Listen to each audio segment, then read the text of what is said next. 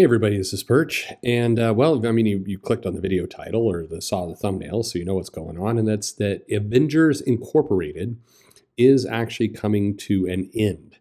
So this Tom Brevoort in a Substack post answered a question about from a fan who said they really liked Avengers Inc. And said, unfortunately, Tom Brevoort writes, there weren't enough like you, so we will be wrapping up the series with issue 5. Brevoort stated in response to a fan question about whether Avengers Inc. would continue. Now, for what it's worth, if we're just logistically talking about sales here, in many cases, you get your order numbers from the first issue, and but oftentimes, comics aren't killed after only one issue. So they usually go to somewhere between, usually to about 6 issues. But if it's dying off at issue 5, that that basically meant the decision to kill it occurred before issue 3, potentially even issue 2, or right as issue 2 was hitting the stands, which means the initial order numbers were quite low, and it even for that first issue bump, and then people, they were able to see the order numbers for issue 2, and it was just very clear at that point, low entry number for the series starting, and then, kind of your standard severe fall off to issue 2. And for what it's worth, the comic debuted as a number 1 issue at number 29 on the comic charts, which is not terrible, but it's not great. It was beat by things like Werewolf by Night, number 1, and Moon Knight, which, coming in as a debut issue, an Avengers title at 29, not super. But issue number 2 dropped to number 89. So it went from 29th in the chart to 89 between issue number 1 and issue number 2, which, that's not good at all. Anyway, the news breaks on Newsarama. If you weren't reading on Tom Brevoort's Substack, and I mean, feels like a safe assumption there. But this is the part that I find slightly, amazing. So let me read it to you. It says, I'll do this. As one of Avengers Incorporated, apparently few readers, I have to say I'm disappointed. Avengers Inc. has been a bright spot of talent in Marvel's line, thanks to writer Al Ewing and artist Leonard Kirk, who, along with inker Belardino Bravo, colorist Alex Sinclair, and cover artist Daniel Acuna, have crafted the kind of quirky, character-driven story that is becoming more and more scant for Marvel in favor of a focus on a few marquee titles propped up by an ever-expanding roster of limited series. Now, I'll pause here for a moment and note that when I mentioned this, and when others have mentioned that this was the direction things were going, we were told that that was crazy talk and we didn't know what we were talking about. But now apparently that's the norm. Okay, that's fine. The article continues, and this is where it starts to get very crazy. It says, in that way, it's also a bit shocking in the sense that an Avengers title from Ewing and Kirk, 2 veteran creators with strong reputations among fans, couldn't break through enough to stick it out for more of its planned ongoing run. So I'll pause here and note a couple things. First of all, if you're looking at Al Ewing from the perspective of the Immortal Hulk, sure, that title was a hit, became a cult favorite, people liked it. But if you're looking at Ewing in terms of his history at Marvel, he did do the Mighty Avengers, that series, which they actually launched, rebooted, started over, did again, which tied into, which had multiple crossovers in its short run. And that title sold terribly. And again, had to be rebooted to new issue 1 to try and spike sales. Didn't really do that.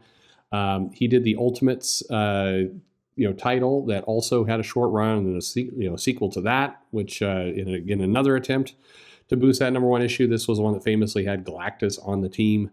That also didn't sell well. And if you look at Al Ewing's kind of history of work at Marvel, I think that the numbers in the history shows us that there's more short runs or things that didn't catch an audience than ones that did. For every Immortal Hulk, there's 3 or 4 other series that just never really got out the gate. He did that Wasp series and Ant-Man, the 2 limited series ones that, well, we'll get to those in a minute, but neither of those performed terribly well either. So I think the saying it's a bit shocking that the title wouldn't work, I think kind of defies history. And if you're a a news reporter, that seems strange, but okay. Um, but then we get to the next kind of paragraphs, and it's talking about the book had lots of flair. Janet Van Dyne is a perfect character. This article links to another article, by the way, that says that Janet Van Dyne, the original Wasp, is one of the best Avengers members of all time. Okay, if you say so. I have nothing against the Wasp, but that's a bold take. But anyway, it says Ewing is the kind of writer who has the skills to wrap up Avenger Inc.'s big through lines in a truncated 2 issues. All that's left now. The book ends at issue number 5. Again, I don't know why you're saying that. I mean, several of Ewing's series that ended never wrapped everything up, but all right. It says, but it's still a little heartbreaking the title won't get a chance to grow past this initial premise. And that the Avengers line has seemingly fallen back to the point where it's only able to sustain a single core ongoing title. That's a hell of a sentence there. That the Avengers line has seemingly fallen back to the point where it's only able to sustain a single core ongoing title. So, number one, okay. That's a weird. First of all, the Avengers could easily sustain a title a week if the comic was, highlighting what the Avengers is known for, which is, team up, big action. That's what the Avengers comic is. The article talks about how, the title had plenty of intrigue and flair. The mystery-solving aspect puts a new twist on the Avengers franchise, and Janet Van Dyne is a perfect character to headline a concept that, given the no capes edict handed down by Mayor Luke Cage, technically that was the Kingpin who did that. Luke Cage is just in the mayor's seat now. It gave Kirk an opportunity to flex on the fashion side of the winsome Wasp's classic comic reputation. Okay, so this title, and for what it's worth, I like Leonard Kirk as an artist. I think Al Ewing has been very hit or miss for me, but I acknowledge that he certainly has fans. But the idea that you're going to have an Avengers title, and then this Avengers title is going to be kind of noir, mystery solving, more talking, more drama, and less actual action. And then goes on to talk about how the artist gets to lean into the fashion side of the Wasp. All of these bullet points, all of these notes are exactly why the title didn't catch on with the core Avengers audience that expects something else. And this is kind of the key takeaway here is, look, we can puzzle for decades about why a title like this wouldn't catch on, and does this mean the Avengers can only sustain one title? But when you stray from the concept that people know the book as, then you're taking a big gamble. And maybe if you're super lucky, that new concept catches on, but more often than not, it doesn't. History shows us that it usually does not. When you take something like, say, Spider-Man, and you turn it into a romance book with no costumes and no superhero adventures and no villains, fans of Spider-Man are going to be confused. Now, maybe in the process you managed to pick up all the romance fans, but probably not. People who are going to be really into the romance genre are just going to go looking for things that are pure romance and not muck about with a what if Spider-Man was not a superhero book.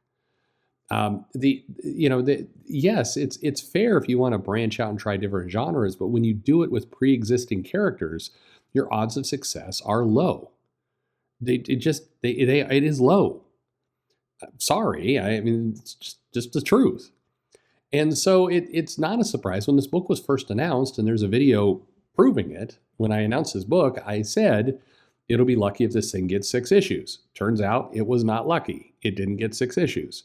And that's not a knock against Marvel or politics or any of the rest. It's a knock against the fact that you have a book that has the title of a very specific property, and you did something radically different. Anyway, this article from Newsarama ends with, here's hoping that Avengers Inc. gets a treatment several other gone too soon ongoing titles have recently received, with a relaunch as a limited series designed to give more closure to the characters in the story. Look, I got news for you. It was a limited series. It was. This entire thing was limited series from the jump. It was never anything other than that. Avengers Inc., a very different noir take on the Avengers, with an artist. Again, I like Leonard Kirk. Sorry, I like Leonard Kirk. I like the style, but I'm also first to admit that's not a traditional Avengers style. It's just not. That doesn't mean he's a bad artist. It doesn't mean that it's should never draw comics. It just means that you're going to put the guy on a book that has Avengers on it. You're going to put the Vision in a suit. You're going to focus on the Wasp's fashion. The book's going to struggle. Anyway, Avengers Inc. is ending with issue number 5. Were you a fan of this book? Were you enjoying it? Let me know in the comments below. Are you like this? Who wrote this? George Marston. Yeah, that makes sense. Are you like George, shocked that this book would end? Do you share my general feeling of disbelief that somebody who is supposedly a reporter and literally in the bio, it says that George Marston is Newsarama's resident Marvel Comics expert and general comic book historian since 2011. If you are a general comic book historian since 2011, how are you surprised that a book like this one is ending? You are not a historian. I'm sorry. Anyway, poor George. What do you think? Let me know in the comments below, and thanks for listening.